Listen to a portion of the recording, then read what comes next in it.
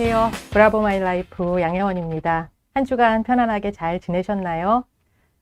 코로나가 시작되고 우리 사회에 새로운 용어가 하나 등장했었는데요. 바로 코로나 블루라고 하는 표현이었습니다. 코로나 때문에 우울한 사람이 많아서 생긴 말이었죠. 근데 시간이 좀 더 지나고 코로나가 길어지면서 또 다른 신조어가 하나 생겼는데요. 코로나 레드라고 하는 표현입니다. 그러니까 코로나로 인해서 지치고 우울하다 못해서 이제는 화가 난다, 이런 뜻일 텐데요. 근데 가만히 생각해 보면 코로나 때문이 아니라 우리 사회에 이미 그 평소에도 좀 화가 부글부글 끓고 있거나 소위 분노 통제라고 그러죠. 뭐 욱한다 이런 표현들 많이 하시는데 그렇게 그 화를 조절하지 못해서 어려움이 생기는 분들, 그런 상황들이 적지 않은 것 같습니다. 그래서 오늘은 이 화에 대해서 이야기해 보려고 하는데요. 한국분노관리연구소의 이서원 소장님 모시고 이 화나는 거, 화내는 거, 때로는 화 참는 거, 분노 요리 황금 레시피로 이야기 나눠보겠습니다. 이서원 소장님 소개해 드리겠습니다. 소장님 나와주셔서 감사합니다. 불러주셔서 고맙습니다. 네. 먼저 네. 저희 주변에 뭐 이런저런 연구소가 사실 많은데요. 그렇죠. 분노관리연구소는 네. 조금 생소하고 네. 낯선 것 같아요. 그렇죠. 네. 네. 어떤 곳인지 네. 또 어떻게 이런 연구소를 좀 운영하게 되셨는지 네. 궁금합니다. 제가 연구소 본 것 중에요. 재밌는 연구소가 제주도에 갔더니 재미연구소가 있더라고요. 재미연구소요? 그다음에 경부고속도로 타고 가다 보니까 낭만 증진 연구소도 있더라고요. 네. 낭만이 증진되나요, 네. 연구하면? 그런가 봐요. 네. 그리고 거기는 굉장히 긍정적이잖아요. 근데 이 부정적인 걸 다뤄야 또 진짜 긍정이 되지 않겠어요? 네. 마치 밤하늘에 어둠이 있어야 별이 반짝이듯이. 그래서 누군가는 어둠을 연구해야 된다. 그게 좀 거창하게 얘기하면 그렇고요. 네. 저는 선생님하고 벌써 인연이 한 20년 됐잖아요. 그렇죠. 20년 네. 동안 선생님 제가 뭘 하시는지 아시잖아요. 네, 가정폭력 상담 했잖아요. 네.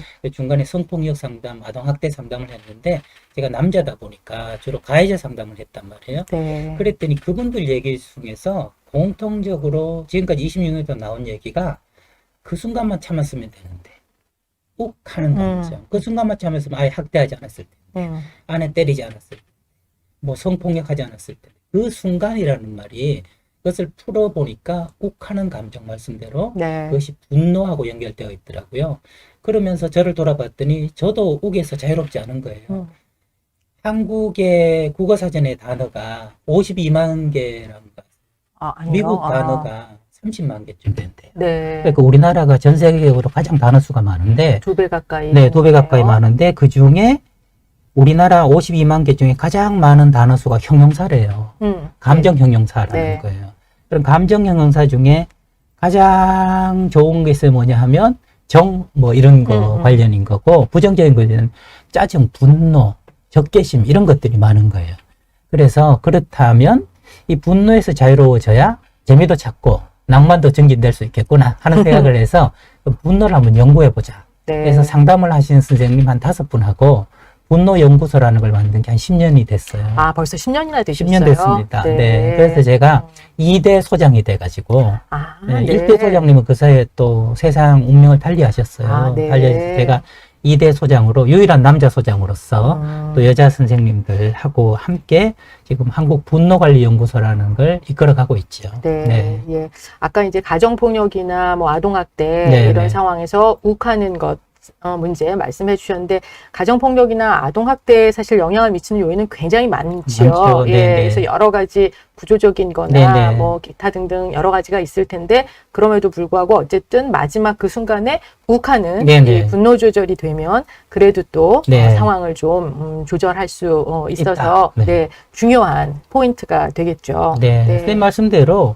가정폭력이나 아동학대 할 때 근본적 원인들이 많잖아요. 네. 그것이 이제 감정 욱하게 되는 건데, 근본적으로 하려면 이것들을 고쳐야 될 거 아니에요. 그렇죠. 근데 이 감정을 좀 관리하게 돼도, 병을 던질 걸, 이번에는 화장지 통을 던진다 이거예요. 네. 그러니까 제가 분노관리연구소 하면서 10년 동안 깨달은 거는 화를 안 내게 하는 게 목적이 아니고, 덜 내게 하는 것, 네. 정도를 약하게 하는 것, 네. 그걸 하기 위해서 무엇을 해야 될 건가, 그 연구만 10년 동안 해왔다고 할 수 있죠. 아이고, 네, 네. 네. 아까 제가 서두에 좀 말씀을 드렸는데, 우리 사회 뭐 거의 분노 공화국? 그렇죠. 예, 이렇게 말해도 어색하지 않을 정도로 네네. 정말 그 화난 사람들이 많은 것 같아요. 네. 예, 그 화가 여기 이렇게 목까지 꼴딱 이렇게 차 있는, 네네네. 그래서 누가 건드리면 그냥 팍 폭발하기 일보 직전인 사람들이 적지 않은 것 같은데요. 맞습니다. 우리 사회에 왜 이렇게 분노가 만연하게 된 걸까요? 선생님, 저하고 이제 가정폭력 공부할 때 우리 그런 얘기 나눴잖아요. 옛날에 가정폭력이 없었냐, 더 심했다. 그런데 이게 조사를 하니까 더 많이 나온 거다. 이게 표출된 거다라고 했잖아요. 저는 영어 단어 중에 헝그리하고 앵그리가 발음이 비슷하잖아요. 네. 그죠? 네. 근데 헝그리 시대에는 앵그리가 좀 잠을 잤어요. 그러니까 당장 먹고 사는 게 급하기 때문에 네. 화가 나도 참는다. 네네. 그때 대표적인 병이 화병이에요. 화병. 네네. 예. 근데 이제 헝그리 시대가 지났거든요. 소위 생존 시대가 지나고 네. 생활 시대, 문화 시대가 왔단 말이에요. 그랬더니 이 참았던 것이 이제 내가 왜 참느냐. 이제 드러내자. 네네. 그럴 때 맞춰서 사회적으로도 불공정 문제, 불평등 문제 이런 것이 있으니까 내가 어때서 이런 대접을 받아야 되느냐 네. 하는 것들이 거리로 또 개인적으로 또 묻지마 뭐 범죄 같은 걸로 막 표출되기 시작한 거죠. 네. 그러니까 늘 분노는 많이 가지고 있었지만 그동안 억누르던 것이 표현되고 표출되는 분위기로 됐는데 이때 중요한 것이 표현되는 문화가 아니라 표출되는 문화라는 거죠. 네, 굉장히 네. 공격적으로. 네. 그러다 보니까 그것이 뉴스에 보도되고 우리 신문을 장식하면서 큰일 났다. 이거 잘못하면 길거리 가다 칼 맞겠다.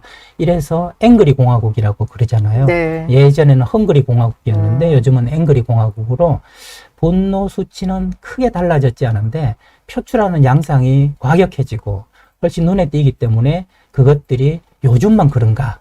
이런 우리의 오해를 불러일으킨다. 이렇게 생각을 저는 하고 있어요. 그러니까 삶의 어려움이나 화나는 상황들은 사실은 늘 있는 건데 그렇죠. 이전에는 우리 문화가 많이 눌렀던 네네. 거를 이제는 좀 먹고 살만해지면서 네. 너도 나도 할 것 없이 네. 이거를 이렇게 드러내는데 어쩌면 그 방식이 그렇게 그렇습니다. 건강하지는 못해서 표출로. 예, 예. 네. 그래서 이제 분노 공화국이라는 네. 예, 이런 오명까지도 맞습니다. 등장하게 된 거다. 네.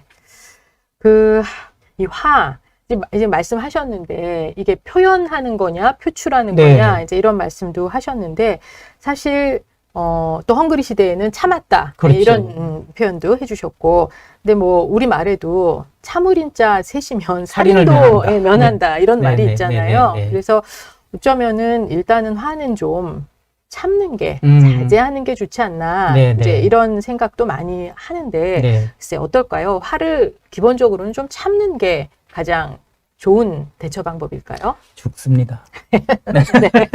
네. 화를 참으면 죽어요. 참기만 하면. 네, 네. 참으면 그게 화병, 우울증, 그 다음에 자살 시도, 혹은 암, 이렇게 그래서 참으면 병이 돼요. 네. 근데 표출하면 독이 됩니다.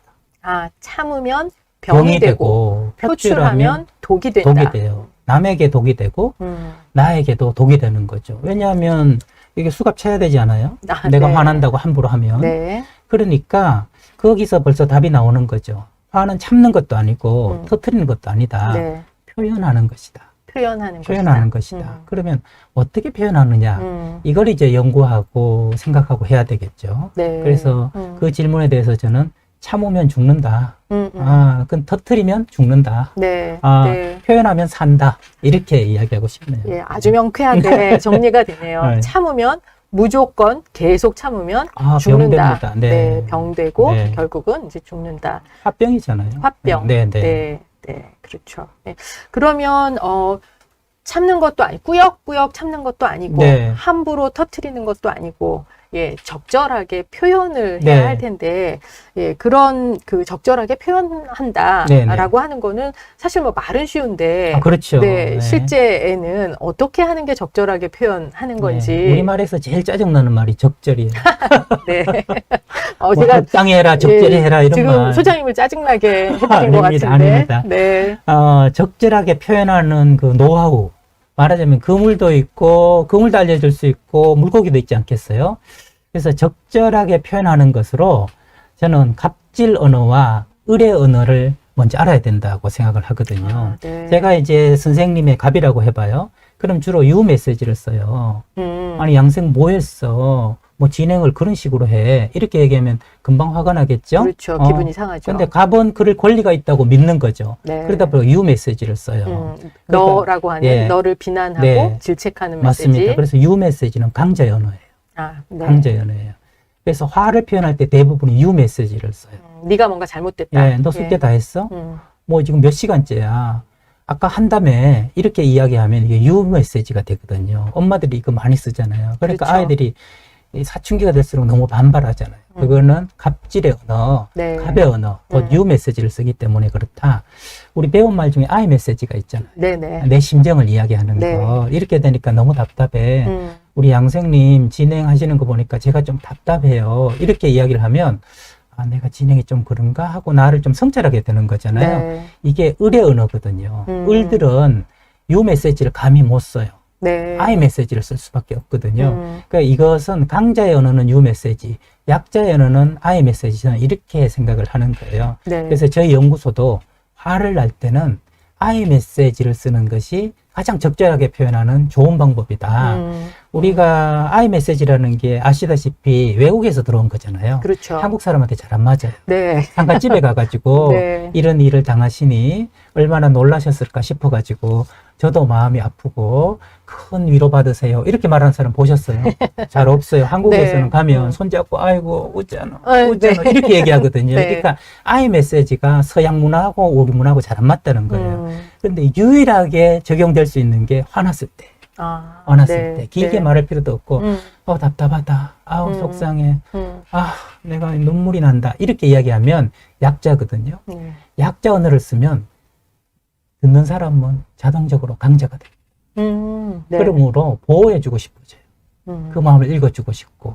그러니까 상대방을 뭐 질책하거나 네. 비난하거나 하는 표현이 아니라 그냥 담백하게 내 심정을, 네, 내 네. 마음을 이야기하면 네. 내가 스스로 을의 위치에 네. 놓이게 되면서 상대방을 강자의 자리에 앉혀주기 때문에 네. 이 분노를 좀 잘 조절해 갈 수 있다. 네. 이렇게. 상대에 대해서만 효과를 가지는 게 아니에요. 네. 나도 알게 돼요. 그 표현을 통해서 아 내가 화난다는 말 속에 섭섭하구나. 아. 화의 세부 감정들이 많을 거 아니에요. 네네. 섭섭하다, 서운하다, 네. 답답하다, 좌절된다. 이런 것들을 내가 표현하려고 하면서 그 세세한 감정을 알게 되면 그 감정의 주인이 되는 거죠. 아, 그러니까 이 분노라고 하는 것이 이 분노 한 덩어리로 보이지만 사실 네. 그 안에는 굉장히 여러 가지 세밀한 네네. 감정들이 들어있는데 우리가 그걸 정확하게 캐치하기가 어려운데 네. 이 아이 메시지를 하는 과정에서 그런 것들을 확인할 수 있고 이제 자기 감정에 대한 성찰도 네. 이루어질 수 있다. 그러면서 분노가 좀 더 적절하게 표현될 수 있다.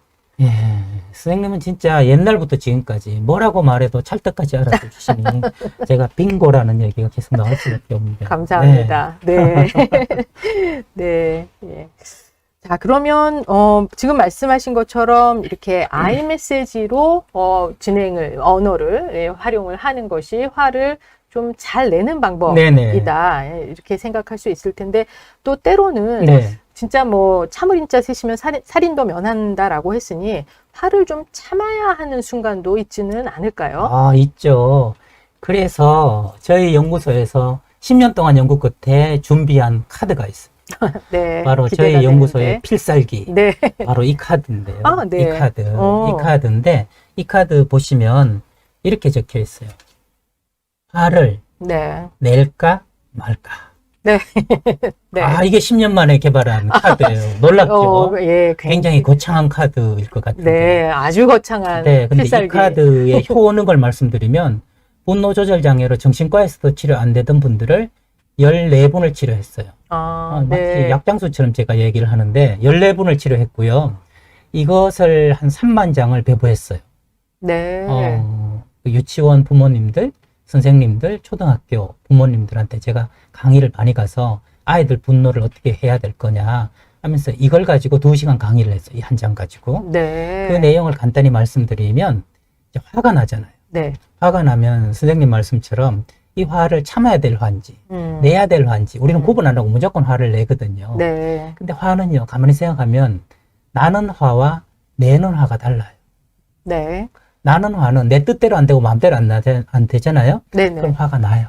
그렇죠. 화가 나요. 음. 예를 들어서 우리가 대담을 하는데 대담이 별로 흐름이 안 좋아. 네. 화가 나는 거예요. 상대방이 막 격길로 가고. 그렇죠. 네. 예. 그러면 선생님이 화가 나는데 화를 낼까요, 안 낼까요? 그래서 이 상황에서 못 내지 않을까요? 못 내고 안 낼 거예요. 그렇죠. 왜냐하면 상대가 지금 일부러 이 방송을 망치려고 대담을 망치려고 하는 게 아니라 그냥 그의 실력 때문에 그런 거니까. 네. 그의 능력 때문에 그런 거니까 이거는 봐줘야지 하고 생각하지 않겠어요? 근데 반대로 제가 굉장히 의도적으로 선생님하고 평소 원한이 있었어요. 그래서 대담할 때 잘 됐다. 이번에 가가지고 정말 이거를 엉망진창으로 만들어야지 너 골탕 하는 좀 마음을 먹어봐라. 가지고 묻는데 엉뚱한 소리만 하고 있어요. 화가 나죠? 화 나죠. 화 내야 됩니다. 아, 네. 왜냐하면 네. 의도성이 있기 때문에 그런 거죠. 그래서 나는 화는 산에 그냥 불이 나는 것과 같은데 내는 화는 산에 불을 내는 거나 같아요. 내가 선택할 수 있는 거죠. 네네. 네. 예. 그래서 뜻대로 안 되면 화가 난다. 누구나 화가 나요. 음. 근데 화가 난다고 화를 내는 사람이 있는가 하면 내지 않는 사람이 있다. 그것은 무엇으로 판단하느냐? 의도성으로 판단. 그래서 제가 지금 제 아이가 16살이 됐거든요. 네. 한 번도 화를 낸 적이 없어요. 단 한 번. 소장님께서요? 네. 아이한테요? 믿어지시나요? 사실 좀 믿기 어려운데, 네. 왜냐면 16이면 굉장히 화가 많이 날. 그럼요. 네, 부모를 아주 화나게. 네. 할 두 수 가지 있는- 예방 조치를 했는데 너 사춘기를 안 겪으면 500만 원 준다고 약속했거든요. 네. 그래서 네. 정말 500만 원 줄 거예요. 네. 지금까지 500만 원을 받을 가능성이 98% 정도 돼요. 음. 걔 원인으로 돈을 걸어놨고요. 네. 또 하나는 저에게 있어서 이 카드를 늘 간직하고 있었어요. 그 간직하고 그러면서 아이가 저한테 뭐 장난감을 사달라고 할 때 화가 나죠. 네네. 돈은 없는데 사달라고 하니까 네, 떼쓰고. 예. 그럴 때 그때 이 카드를 써서 화를 낼까 말까. 그러니까 상황에 대해서 네. 이게 지금 저 친구가 나를 화나게 하려는 의도성이 있는 건가? 그렇죠. 아니면 단순히 그냥 네. 장난감 갖고 싶다는 욕구를 표출하는 건가? 그거죠. 그걸 네. 구분해 보시는 네. 거죠. 그랬더니 단 한 번도 저한테 의도적으로 공격하려는 적이 16년 동안 한 번도 없었어요. 그냥 자기는 네. 뭘 하고 싶은 거예요. 게임을 하고 싶고 장난감을 사고 싶고 놀고 싶고 네. 단지 그 욕구를 표현한 것밖에 없어요. 그래서 화를 내지는 않을 수 있었습니다. 네. 그래서 저는 의도성으로 이 카드를 활용해 보셔라. 이 카드요. 굳이 저한테 달라고 하지 않으셔도 되고 A4지에다가 그리시면 됩니다. 네. 화 낼까 말까. 네. 돈 있으시면 명함 크기로 만드는데 10,000원 듭니다. 10,000원 드는 거 100장 만드셔가지고 네. 이렇게 꽂고 다니고 효과가 좋으면 이웃에도 권하고 네. 그러면 좋을 것 같아요. 그래서 제가 바로 선생님께 드리겠습니다. 아이고 감사합니다. 예. 카드도 예 받고. 네. 명함에 넣어다니라고 딱 명함 크기로 만들었어요. 그렇네요. 네. 딱 예, 명함 그 지갑에 넣을 수 네. 있는 사이즈네요.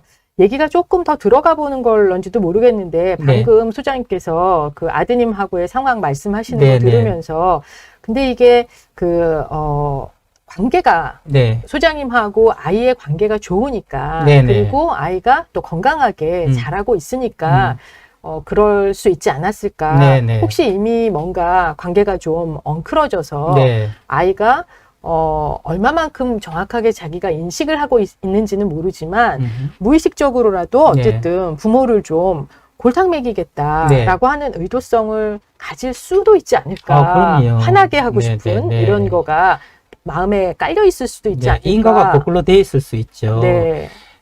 마치 웃음 치료 같은 이야기잖아요. 제 얘기가. 이게 네네. 웃으면 즐거워진다. 즐거워야 웃는 거 아니냐. 지금 이렇게 질문하신 걸로 저는 느껴지거든요. 평소 관계가 좋아야 화도 안 내는 거 아니냐인데 저는 웃음 치료로 다시 답할 수밖에 없어요.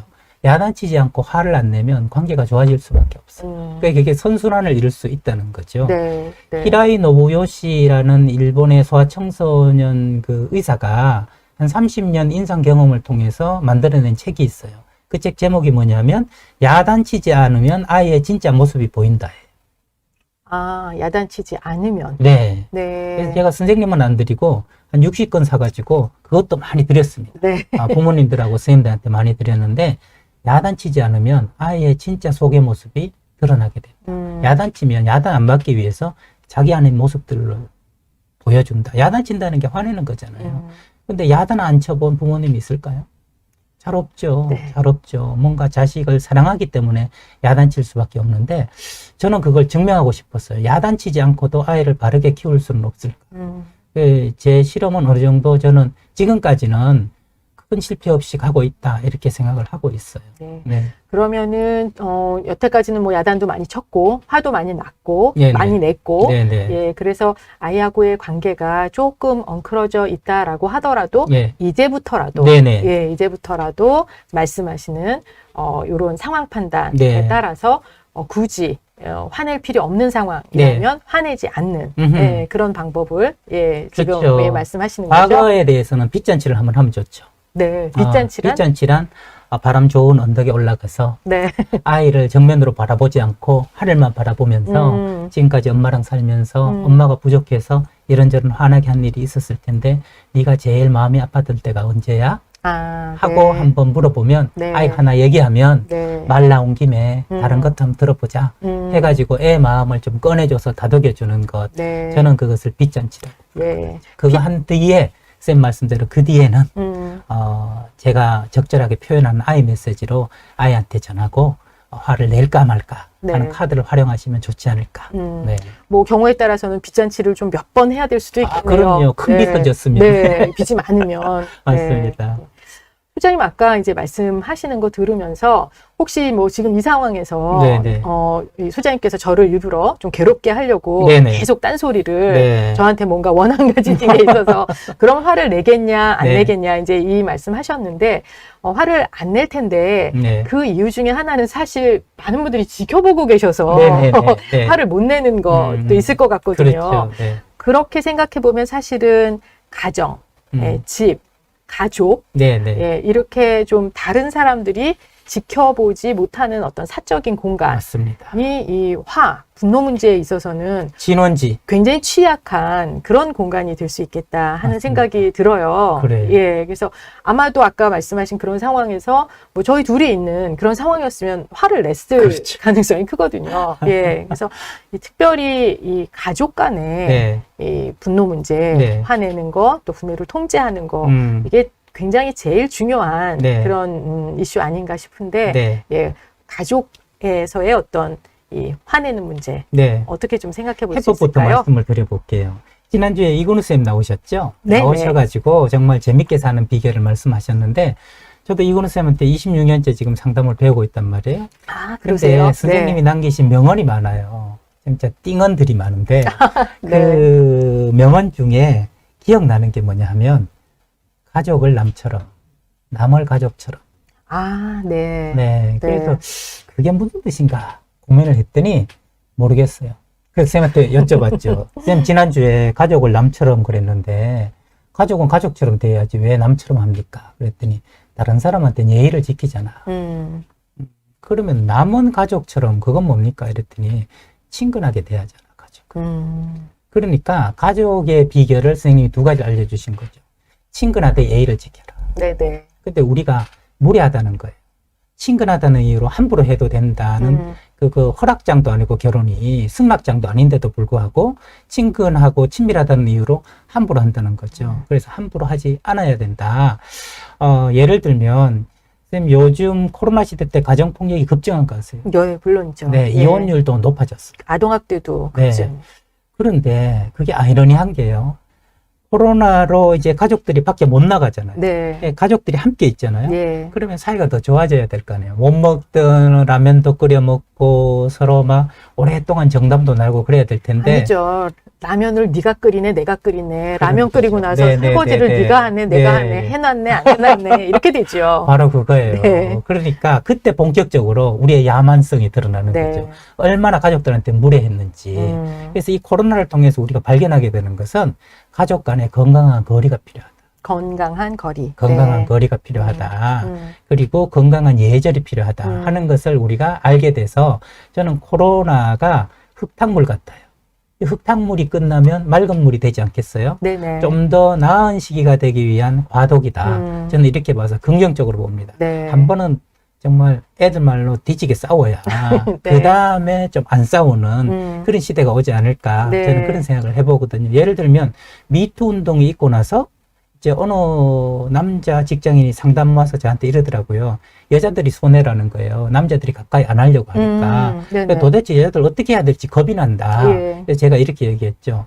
태어나서 한 번도 이런 고민한 적이 있냐?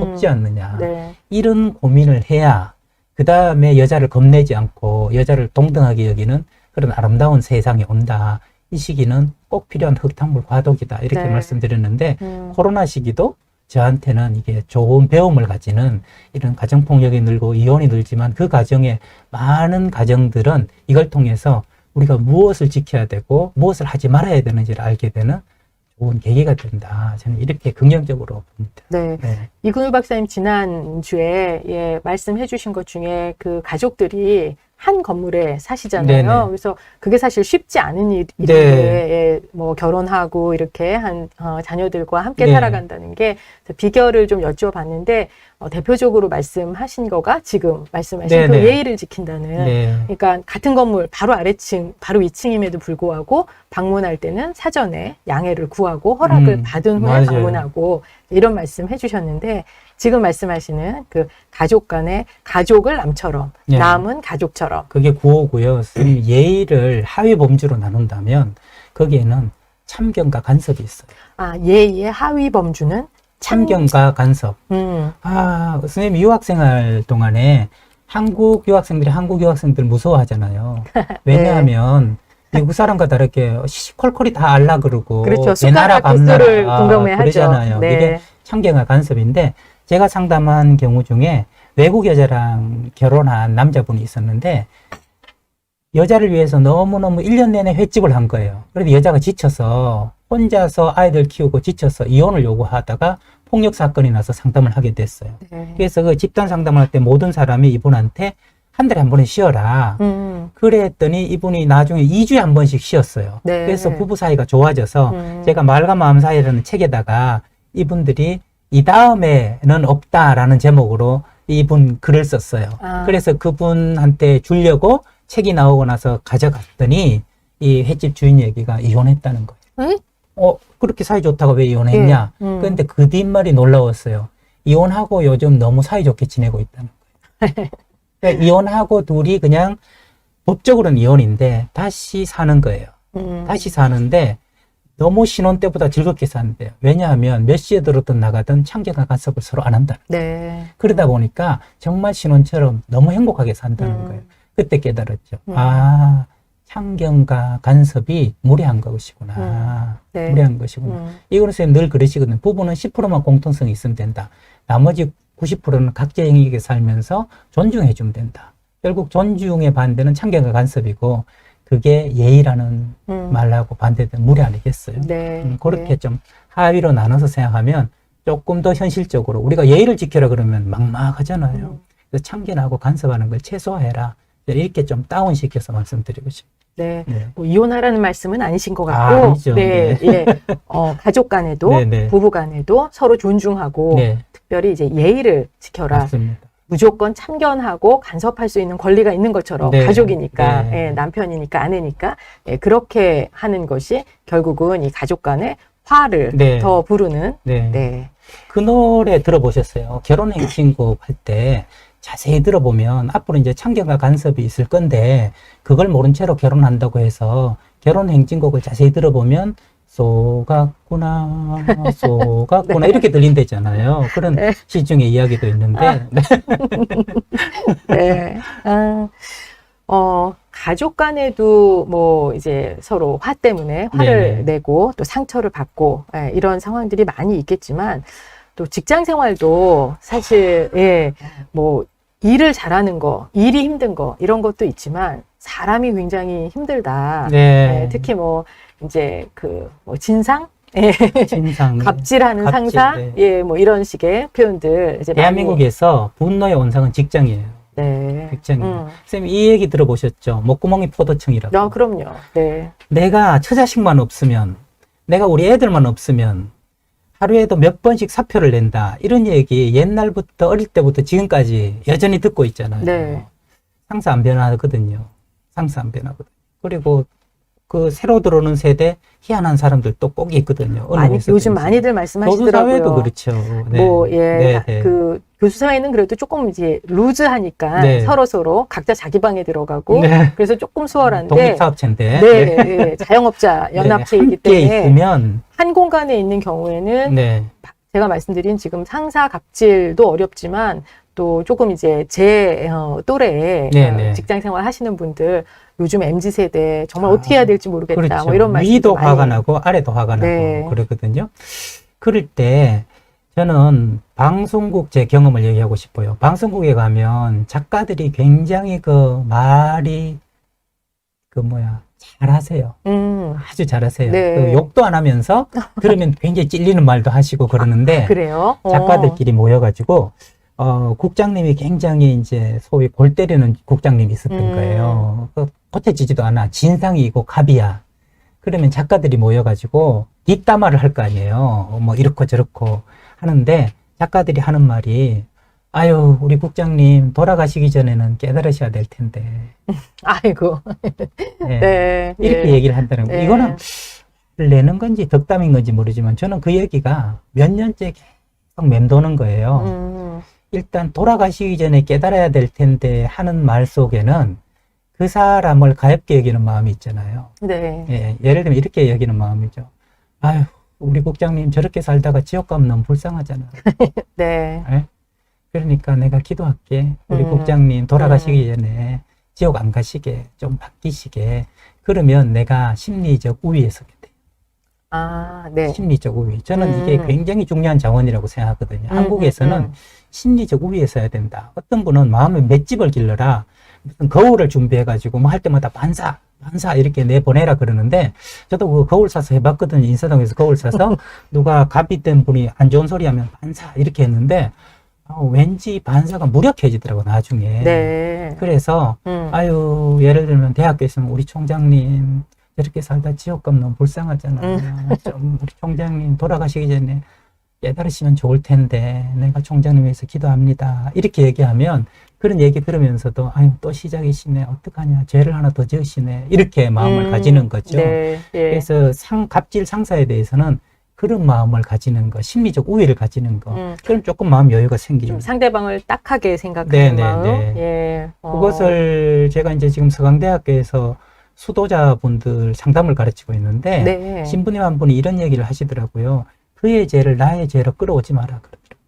그의 죄를 나의 죄로 끌어오지 말아라. 네네. 그러니까 그건 그 사람 문제이다. 그렇죠. 네. 프랑스 속담에 비열한 사람한테 화를 내면 나도 비열한 사람이 된다. 이런 속담이 있거든요. 네. 똑같은 사람이 되지 말라는 거예요. 거기에 대해서 복수해야지, 이렇게 해야지, 저렇게 해야지, 뒷담하고 해봤자 마음이 화하고 안 되니까 저는 그 방송 작가들의 그 말이 있잖아요. 우리 국장님 어떻게 돌아가시기 전에 깨달으셔야 될 텐데 참 불쌍한 분이야 하고 쯧쯧쯧 하면서 그냥 소주 원샷 이렇게 딱 하는 작가들의 그 마인드를 좀 일반 직장에서도 가지셨으면 좋겠다. 저는 그걸 추천해드리죠. 심리적 우위라고 하는 게 어떤 의미인지 조금 더 정확하게 이해할 수 있는 것 같네요. 맞습니다. 예, 네. 그러면 아까 잠깐 말씀드렸던 그 MZ 세대, 네네. 예, 어떻게 할까요? MZ 세대는요, 윗세대들, 위에 계신 상사들은 이제 MZ 세대에 대해서 연구하기 시작하고 알기 시작하고 있어요. 저는 이런 생각이 들어요. 알고 당하는 건 덜 아프다. 네. 네, 우리가 모르고 당하는 건 아프지만, 네. 예를 들어서 홍수가 날 거다. 그럼 미리 뭔가 이렇게 제방뚝을 쌓을 수도 있고, 그 다음에 왔을 때 얼른 산으로 피할 수도 있고, 이런 것을 준비할 수 있잖아요. 그러니까 패턴을 아는 것, 그 다음에 패턴을 알기 위해서 관찰하는 것, 굉장히 흥미롭습니다. 네. 예. 제가 지난주에 이근우 쌤하고 대담하는 걸 계속 관찰했거든요. 그래서 어떤 패턴으로 하시는가를 네. 봤더니 네. 그냥 살아있는 생물로 하시더라고요. 살아있는 생물이란? 그러니까 대본대로 하는 게 아니라 정말 그 흐름 네. 따라 자연스럽게 가서 네. 그래서 제가 그 패턴을 파악하고 나서 아무것도 준비 안 하고 왔죠. 네. 그 흐름 따라 이렇게 갈 거라는 생각이 들고 그러면 제가 할 때 마음 여유가 있고 긴장을 안 하거든요. 네. 근데 이걸 모르면 안개 속과 같아서 도대체 뭘 질문하실지 어떻게 대답해야 될지 제가 막 망설이고 고민하게 되는데 너무 감사하게도 제가 2회잖아요. 네. 1회가 아니고 네. 1회면 이런 패턴을 파악할 시간이 없었는데 그것처럼 MZ세대라 그래도 옛날에 X세대, Y세대 많았잖아요. 그렇죠. 관찰해서 이 패턴을 파악하는 것. 혹시 시간이 된다면 제가 좋은 시 하나 낭송해도 되겠습니다. 아, 물론이죠. 네. 한 시인이 어린 딸에게 말했다. 말 잘 듣는 사람도 말고 공부 잘하는 사람도 다 말고 관찰을 잘하는 사람이 되라고. 겨울 창가의 양파는 언제 뿌리를 내리고 사람들은 언제 웃고 우는지를 오늘 학교에 가서 도시락을 싸오지 않은 아이가 있으면 함께 나누어 먹기도 하라고 라는 시가 있어요. 아우, 네. 네, 예. 그게 거기서 우리는 공부 잘해라, 말 잘 들어라는 얘기는 하지만 네. 관찰을 잘해라. 음. 이 얘기는 안 하거든요. 모든 인간관계는 관찰 부족, 관찰 소홀에서 나타난다. 저는 그렇게 믿거든요. 네. 관찰을 하면 그 사람의 패턴이 나타나고 패턴을 알게 되면 내가 어떻게 대응해야 될지. 손자병법에 지피지기면 백전 불태다. 그러니까 너를 알고 나를 알면 너의 패턴을 알면 100번을 싸워도 위태롭지 않다. 네. 이렇게 이야기한 게 바로 관찰의 힘이라고 생각해서 MZ세대에 대해서는 관찰을 해서 아 이럴 때 웃고 이럴 때 화내는구나 하는 걸 알아서 내가 당할 때는 당할 줄 알았어. 또 이럴 때는 아 저럴 땐 저렇게 가는구나 하는 걸 알게 되면 이 또한 심리적 우위를 가지는 거 아니겠습니까? 네네. 그게 필요하다. 저는 그 생각을 합니다. 소장님께서 처음에 이제 MZ 세대 어떻게 대처해야 할까라고 했을 때는 알아야 된다라고 네. 말씀을 하셔서 사실은 조금 단순하게 지식적으로 네, 그 네. 세대에 대해서 말 그대로 알아야 된다라는 네, 네. 말씀을 하시는 거라고 생각을 했는데 네. 그 다음에는 이제 관찰이라는 표현을 또 하셔서 좀 그냥 단순히 아는 게 아니라 좀 세밀하게 관심을 가지고 좀 잘 이제 봐야 된다 이런 정도 네. 생각을 하게 됐어요. 네. 근데 또 시도 또 읊어주시고 이렇게 이야기를 쭉 듣다 보니까 지금 말씀하시는 거는 단순한 지식도 아니고 단순히 그냥 쳐다보는 차원의 관찰도 아니고 그럼 결국은 관심을 가지고 상대방을 좀 이해하는 그리고 아까 도시락 못 사온 친구 네. 있으면 나눠 먹기도 해라 네, 라고 네. 하는 것은 결국은 좀 배려하고 또 함께 가려고 하고 네. 이런 노력으로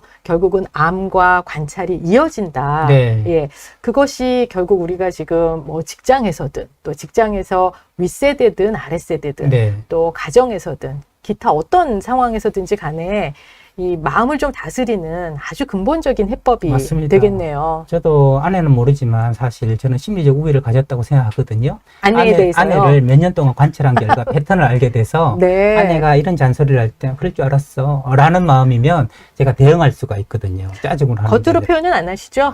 속으로 하죠. 네. 심리적 네. 우위라는 건 참 중요하고요. 이제 뭐 MZ세대 무슨 세대다 이야기를 하는데 제가 볼 때는 기성세대, 네. MZ세대라고 이야기하는 기성세대는 너 세대라고 저는 생각을 해요. 아, 나는 없어요. 회사를 위해서, 가족을 위해서, 부모를 위해서 너를 주로 중심으로 생각하는데 네네. 지금 세대는 나 세대거든요. 그렇죠. 제가 예전에 아내한테 꽃다발 5송이 하면서 이게 사랑을 고백한 적이 있거든요. 네. 그때 왜 5송이냐 그래서 너, 나, 우리 사랑 영원히 이랬어요. 네. 좀 근데 통했나요? 통했어요. 아, 그 네. 의미가 좋다고. 그러니까 저는 이렇게 생각하는 거죠. 너 세대와 나 세대가 지금 부딪히고 있어요. 부딪히고 있는데 이게 좀 지나면 우리 세대가 될 거라고. 밸런스를 네. 잡고. 그 네. 저의 낙관주의 글쎄, 희망이에요. 예, 그리고 네. 우리 세대가 되면 그 사랑이 영원히 가기를 그렇게 바래 보겠습니다. 바라보겠습니다. 네. 서로 심리적 우위를 가지고 잘 하다 보면 네. 선생님도 상담을 공부하고 인간관계를 공부하고 하셨잖아요. 보면 가장 근본 그거 아니겠습니까? 제가 26년 동안 이근우 선한테 배운 거 한마디로 얘기해라. 한마디로 이렇게 얘기할 거예요. 사람 안 바뀐다. 아, 사람 안 바뀐다. 그러니 적응해라. 네. 그의 패턴을 파악하고 내가 할 바를 알아라. 네. 그것이 처세다. 네. 처세다. 적응해라. 저는 그렇게 얘기하고 싶어요. 네. 제가 처음 이제 시작하면서 코로나 레드 네. 얘기를 좀 했는데요. 네. 어떻게 동의하시나요? 코로나로 인해서 완전 좀 동의합니다. 그럴까요? 네, 네, 네. 왜냐하면 가정을 예로 들어볼게요. 가정폭력이 늘고 이혼율이 늘었다는 것은 코로나 시대 때 레드가 본격적 진원지는 회사가 아니라 가정이라고 생각하거든요. 예, 그 아주 아까 핵심적인 말씀대로 근원지는 라면 네가 끓여라, 네. 이거 가져와라, 음. 빨래 그런 식으로 할래, 양말 던지지 마라 이런 얘기부터 엄마 잔소리 그만해, 음. 너 지금 몇 살이나 됐다고 엄마한테 그러면 이런 얘기들이 막 레드 시대거든요. 네. 뜨겁게 달아오르잖아요. 그럼 왜 레드 시대가 될 수밖에 없느냐? 일단 밀폐 공간에 있어요. 그쵸. 예, 네. 밀폐 공간에 자기 있어요. 공간이 너무 협소해진 예, 거죠. 네, 그러니까 동물원 같은 데 가면 굉장히 사납습니다. 동물들이. 네, 갇혀 있기 때문에 사람은 분노가 올라온다는 거죠. 그 다음에 이런 경험은 처음이에요. 네네. 낯설어요. 네. 낯설기 때문에 어때요?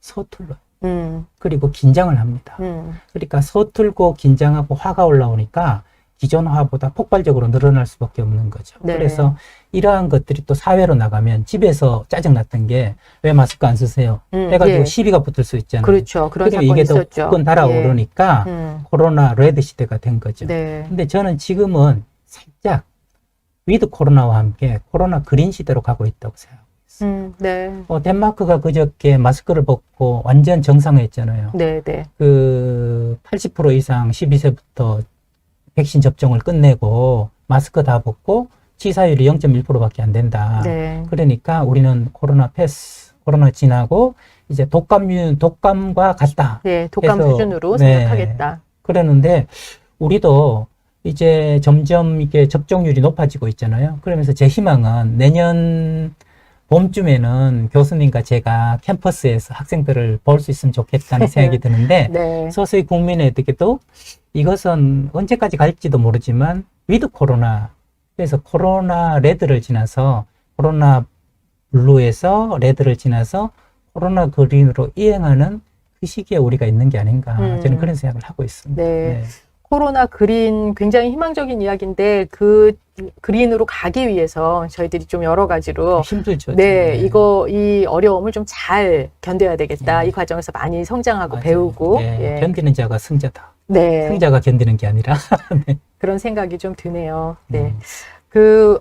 분노관리연구소. 아까 네. 이제 좀, 낯설고 생소한 연구소다. 이렇게, 말씀을 좀 드렸는데, 구체적으로 분노관리연구소에서 이 분노관리와 관련해서, 예. 예, 연구하시는 어떤, 연구하신 결과, 예. 모델이라든가, 네네네. 예, 이런 것도 좀 있지 않을까 싶은데, 네. 예, 좀 어렵지 않게, 네. 저는 어렵게 설명을 못해요, 선생님. 예. 예. 네. 제가 관계 중심 분노관리 프로그램을 개발했고요. 그래서 분노관리사 중급 과정까지 지금 수료를 다 하고 수료증을 다 준 상태입니다. 관계 중심 분노관리. 네네. 네. 외국의 분노하고 한국의 분노하고 차이를 봤더니 외국은 개인 분노관리예요. 네. 개인 분노관리. 근데 우리는 관계를 떠난 것은 있을 수 없어요. 네. 예. 기본적으로 문화 네. 자체가 네. 개인주의 문화와 네. 뭐 가족주의, 우리나라에 관계주의 제일 문화에서. 유명한 말이 너가 아버지 뭐 하시노? 네. 너가 아버지 뭐 하시노? 도대체 뭐 너희 집이 어디 사냐? 뭐 이런 거잖아요. 네. 소속 집단이 있어야 되고 관계가 있어야 되니까 관계에서 모든 분노가 생긴다. 그래서 관계 중심 분노 관리 프로그램이라고 해가지고 제가 만든 모델이 5G 모델입니다. 네, 5G요. 예, 네. 요즘 휴대폰 5G인데 네. 네. G가 전부 기억이잖아요. 한글로 하면. 네네. 그래서 기질, 음흠. 그 다음에 기억, 기억. 예. 기대, 네. 기준, 기술. 네. 이 5가지를 잘 관리하면 분노 관리를 할 수 있다. 네. 예를 들면 기질 같으면 네. 화를 버럭버럭 내는 사람 버럭이라고 불렀어요. 그러니까 타고난 성향을 네네. 예, 성격 급하고 좀 센 사람. 다혈질이고 네네. 네. 근데 밖으로 드러내긴 하는데 좀 약해. 이런 사람 투덜이라고 불렀어요. 투덜투덜 하는 사람. 네. 내성적으로 들어가면 센 사람을 제가 피를 말린다고 피말이. 피말이라고 부르고 네. 그 다음에 기가 약해가지고 표현 못하는 사람 있잖아요. 네네. 그 사람 끙끙이라고 불렀어요. 아, 네. 사람마다 이런 기질이 다르고 이건 평생 안 없어진다. 네. 안 바뀐다. 그러니까 이것을 관리해야 된다. 기질을 이 화내는 것과 굉장히 밀접하게 해서 네네. 좀 세분화를 세분화해서 유형화를 하셨군요. 각 유형은 나는 어디에 속하는가 네. 하면서 아. 관계 중심이니까 나와 같이 사는 남편은 어디에 속하는가. 네. 그러니까 이게 서로 기질 궁합을 보는 거죠. 분노 궁합을, 네. 패턴 궁합을. 그래서 조절하는 방법을 익히는 거. 음. 또 하나는 기억. 네. 상처가 많은 사람이 아, 네. 자라보고 놀란 가슴, 소뚜껑 보고도 놀란다고 분노를 많이 합니다. 네. 그래서 기억은 바꿀 수 없어요. 없앨 수 없잖아요. 기억을 재해석해 주는 거죠. 네네. 과연 그것이 아빠가 정말 너를 미워해서 그랬겠냐 하는 걸로 희석시키는 거. 네. 그걸로 분노를 조금 가라앉힐 수 있다. 그런 부분 위해서는 조금 뭐 만약에 상처가 많은 그런 네. 상황이라 그러면 뭐 전문적인 상담이나 맞습니다. 이런 것도 깊이 들어가요. 필요하겠네요. 그래서 예. 기억에 가장 많은 시간을 투여하죠. 네. 세 번째가 기대인데요. 제가 만난 분 중에 전교 1등 하는 아들한테는 맨날 화를 내는데 정신이 IQ가 8, 90대는 딸한테는 한 번도 화를 낸 적이 없다는 거예요. 아, 네. 그 이유를 아시겠죠? 네네. 기대 때문에 그런 거예요. 기대. 조금만 잘하면 서울시 1등 하는데 전국 1등 하는데 네. 그래서 아이를 계속 잡는 거죠. 이 기대를 내리면 분노가 많이 가라앉을 수 있다. 또 하나는 기준. 뭐 지금 있는 이런 것들을 반듯하게 해야 된다. 이런 기준이 있으면 피곤하잖아요. 그래서 기준을 내려서 부모 자녀 관계에서 기준을 내리면 어디까지 내리냐면 사람만 있으면 된다. 네. 숨만 쉬면 된다. 네. 여기까지 기준을 줄이는 거죠. 기준을 줄이는 연습을 하면 분노가 좀 가라앉을 수 있다. 사실 뭐 네. 전혀 틀린 얘기가 아닌 게 옛날 어른들은 뭐 건강하게만 자랐다고 네, 그렇게 많이들 네. 하셨잖아요. 대구장이라도 좋다. 예, 공부 건강하게 못해도 자라도 좋다. 맞습니다. 예. 요즘 시대에서는 좀 뭐라 그럴까, 예, 쉽지 않은. 그렇죠. 예, 예. 사실 지금도 할머니 할아버지들은 기준이 적은데 그렇죠. 엄마 아빠는 기준이 많아서 아이들이 힘든 거 아니겠어요? 네. 마지막에 기술인데요. 잘 화내는 법. 그다음에 상대가 화냈을 때 잘 받는 법. 네. 그것에 대해서 배우는 것. 이렇게 해서 5G로 해서 나의 이 5G와 네. 내 남편의 5G 그리고 내 자식의 5G 우리 부모의 5G 이래서 관계들을 여러 개를 만들어서 그 프로그램을 실천하는 거죠. 네. 그럼 그걸 해보면서 아 나는 이런 5G를 가지고 있고 우리 남편의 포트폴리오는 이런 5G구나. 그래서 그걸 알고 바꾸려고 하지 않고 거기에 맞게 어떻게 대응하고 분노를 관리할 것인가. 그게 저희 연구소에서 만든 5G 분노관리 프로그램입니다. 아, 네. 아무래도 그 어떤 전략적인 차원에서는 마지막 부분이 네네. 예, 가장 이제 포인트가 아닐까 싶은데 네네네. 조금 더 설명을 해주신다라고 하면 네. 예. 잘 화를 낸다 네. 하는 것은 아이메시지 설명을 아까 드렸잖아요. 말씀해 주신 드렸잖아요. 네. 그런데 화낸 사람을 잘 받는 거 이게 최고수만 할 수 있습니다. 상대가 화를 낼 때 그 화를 맞받아치는 건 하수잖아요. 네. 그 다음에 또 피해버리는 것도 하수잖아요. 그렇죠. 회피해버리는 거. 네. 그렇다고 꾹 참고 내내 하면 비굴해지잖아요. 네. 그러니까 참으면 병이 되고 회피하면 비겁한 사람이 되고 맞서면 죽잖아요. 네. 맞서면 죽잖아요. 네. 그래서 선생님과 제가 같이 그 박사 과정에서 공부했던 게 가정폭력이잖아요. 네. 가정폭력인데 가정폭력 가해자 상담할 때 대원칙 기억하세요? 파도 타기. 네네. 파도 타기. 네. 맞서지 않는다. 음. 같이 이렇게 파도를 탄다. 이러는 건데 저는 어느 날 프랑스 속담을 하나 발견했어요. 화내는 사람은 옳다. 화내는 사람은 옳다. 네. 이게 무슨 말이지? 근데 그 밑에 이렇게 적혔어요. 그래서 그러다. 이게 뭔 소리야? 예, 뭔 소리일까요? 네. 화내는 사람은 자기가 옳다는 확신을 가지고 화를 내요. 네네. 확신을 가지고 네. 화를 내요. 그래서 100% 옳은 사람이 어디 있겠어요? 아무리 옳아도 90%, 99% 옳죠. 네. 그죠? 그런데 상대가 볼 때는 1%만 옳은 거예요. 그렇죠. 99%는 틀리고. 네. 그러니까 서로 싸울 때 내 음. 말 먼저 들어봐. 그렇죠. 시끄러. 내 말 먼저 들어봐. 닥쳐. 뭐 이런 얘기로 계속 발전하는 거잖아요. 네. 그러니까 99%가 아니라 자기가 100% 옳다고 하는 사람, 그 사람 옳다는 거예요. 근데 상대가 볼 때는 그래서 엉뚱한 말을 하고 정말 택도 아닌 말을 하니까 그러다는 거지. 네. 결과적으로. 네. 그래서 네. 그걸 한쪽 하는 말이 화내는 사람은 옳다. 옳다. 그래서 그러다 그러잖아요. 그래서 제가 화내는 사람을 받는 가장 좋은 방법은 옳음을 인정해 주는 거다. 아, 네. 그 틈새를 발견했어요. 그래서 저는 이렇게 생각한 거죠. 99%는 자기가 옳다고 생각하고, 옳다고 생각하지만 틀렸어. 1%는 옳아. 그럴 때 그 1%를 내가 찾아내서 100% 인정해 주라. 아, 그래서 네. 저는 이 기법을 아내에게 16년째 쓰고 있어요. 네. 예를 들면 요즘 아내가 이런 얘기 실제로 했거든요. 당신 줌 수업하고 또 뭐 대담 프로 나가고 라디오 방송하고 도대체 내 얼굴 언제 보고 집에는 좀 신경을 너무 요즘 맨날 안 쓰는 것 같아 이래요. 그러면 맨날이란 말이 딱 꽂히는 거예요. 이제 틀리잖아요. 99% 네네. 언제 맨날 그랬어? 일주일에 사흘밖에 더 했어? 이랬을 나흘? 때 나흘? 예, 나흘 좋아요. 나흘이면 사흘은 안 그랬잖아요. 이런 마음이 생겨서 제가 네. 사흘에 대한 변호를 하고 싶다고. 그렇죠. 왜냐하면 제가 99%를 얘기하고 싶다고요. 그런데 1%가 하여튼 다른 주보다 많이 하긴 했잖아요. 그 말은 맞잖아. 네. 그럼 제가 아내한테 그러는 거죠. 이번 주가 좀 더 그런가? 이렇게 얘기하면 아내가 이래요. 거짓말처럼 뭐 매일 그런 건 아니지만. 아, 네네. 와, 네. 이게 저는 네. The Miracle of Skill이라고 생각해요. 네. 그래서- 무슨 말씀이신지 알 것 같네요. 네. 그 사람 말 중에 100% 틀렸다. 아닙니다. 적어도 하나는 맞아요. 이게 제가 성폭력 가해자, 아동학대 부모, 가정폭력 행위자 남편들 상담할 때 항상 이 원칙을 가슴에 새기고 있어요. 네. 그래서 그 사람이 하는 말 중에 대부분 틀렸지만 하나는 맞는 게 있어요. 네. 정말 답답하셨겠네요 하고 읽어주면 그분이 너무 반가워해요. 왜냐하면 이런 인류를 만난 적이 없거든요. 네. 그러다가 처음으로 자기 말에 공감해 주는 거 하니까 자기가 마음을 더 열고 화가 가라앉더라는 거예요. 네. 네. 그러니까 이 기술이라고 하는 부분이 결국은 화를 내는 입장에서는 화가 나는 사람의 입장에서는 아이 메시지, 네. 예, 심리적 우위를 좀 점하면서 맞습니다. 아이 메시지로 이야기를 전개해 가는 거. 네. 또 상대방이 화를 낼 때 받는 상황에서는 그 사람이 자기 스스로는 100% 옳다라고 믿고 있는 것을 좀 인정해주는. 네네네. 예, 그래서 내 입장에서는 1%밖에 옳지 네. 않더라도 그 1%를 좀 인정하고 네. 수용해주는. 예. 예, 그게 이제 비법이다. 예, 아, 특별 팁이 있어요. 상대가 말할 때는 크게 두 가지 있거든요. 컨텐츠와 감정 두 가지를 가지고 왔거든요. 그렇죠. 근데 우리는 주로 컨텐츠에 주목하기 때문에 싸우게 돼요.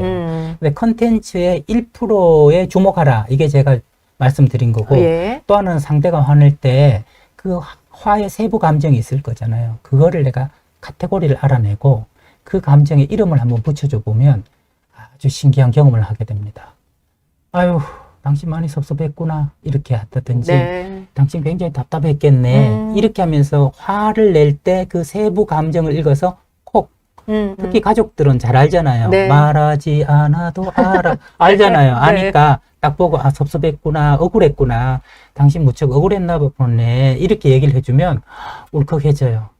내가 화내는데도 불구하고 1%에 공감해주고, 네. 그다음에 내 감정에 대해서 그 미세한 결도 알아주니까, 나도 모르는 내 감정을 당신이 알아주니까 고맙다, 내가 결혼 잘했다. 네, 네. 이런 마음이 들지 않겠어요? 그 뭐 1%의 오름을 인정해 주는 거 플러스 알파로 네, 알파로. 감정까지 조금 감정까지. 읽어줄 수 있으면 화났네 이러지 말라. 네, 예, 예. 화났어 이렇게 돼요.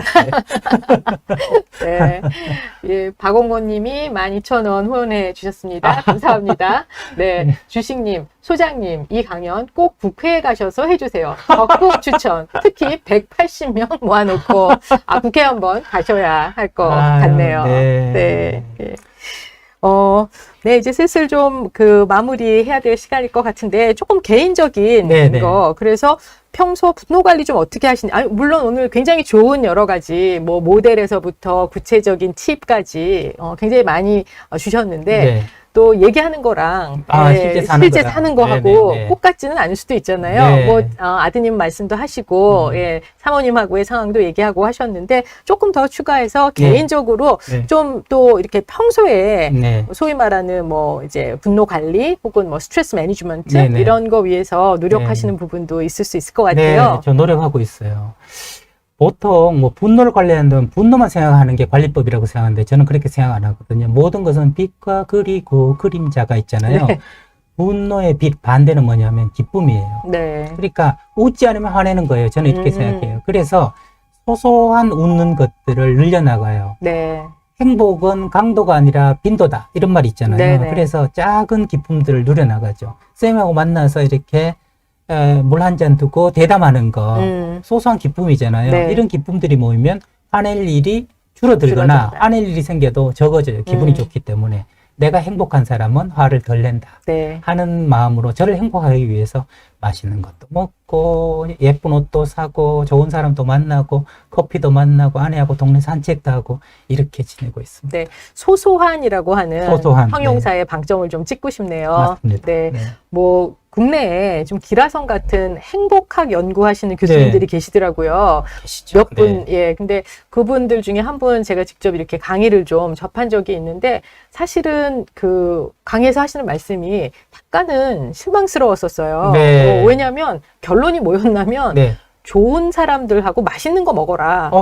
네네네. 그러더라고요. 맞아요. 네, 그래서 근데 처음에는 뭐야 이런 뭐 세계적인 학자라면서 이제 네네네. 이런 느낌이었는데 생각해 보니 뭐 맞는 말이다. 정말 이제 맞아요. 이런 생각이 드는데 네. 수장님께서 지금 말씀하시는 평소에 좀 분노를 잘 관리할 수 있는 예. 하루하루 소소한 기쁨들, 네. 행복들 많이 누려라. 맞습니다. 예, 이런 말씀. 이시네요. 네. 네. 이렇게 대담하다 보니까 화낼 틈이 없잖아요. 계속 웃고 즐거워서. 네. 이게 소소한 기쁨이 또 아닐까 싶어요. 네, 뭐 더군다나 뭐 이렇게 노래도 많이 불러주시고 이래가지고 네, 오늘 아마 시청하시는 분들께서 아주 즐겁게 보고 계실 것 같으네요. 네. 이 방송 지금 보시고 계시는 분들 가운데 특별히 조금 이 분노 관리, 네. 앵거 컨트롤이라고 하는 거에 대해서 뭐 자신이 조금 어려움이 있으시거나 아니면 뭐 가까이에 이런 조금 그 어려움이 있으신 분들 계셔서 특별하게 관심이 있는 분들도 계시지 않을까 네. 생각이 되는데 그분들에게 꼭 해주시고 싶으신 뭐 말씀이나 조언 있으실까요? 조언하려니까 제가 좀 울컥해져요. 왜냐하면 늘 자주 해드리는 말씀이 있고 저한테도 잘 하는 얘기가 있는데 그건 뭐냐면 지난날 내가 한 건 다 잘한 거다. 지난날 내가 한 건 다 잘한 거다. 네. 반성하지 말라는 그거와 좀 말씀은 아니실 것 다르고요. 같고. 그 상황에서는 네. 내가 생각할 수 있는 최선을 다했다는 자기 응원. 네. 이번에 왜 무관중으로 한 올림픽에서 네. 가장 감동받은 게 펜싱 선수들 자기 응원. 아무도 없는 네네. 데서 네. 자기 응원이 어느 때보다 필요한 시기 같아요. 그래서 지난날 내가 한 건 다 잘한 거다. 그 말씀 드리고 싶고요. 네. 지금은 어떤 마음을 가지셔야 되냐면 나니까 견디는 거야. 우리니까 해내는 거야. 그 마음을 가지는 게 필요할 것 같아요. 그래서 자기를 격려하고 괜찮아 하는 가운데서 분노 관리를 해야지 자기 징벌을 하면서 화가 더 많이 나거든요. 네. 네.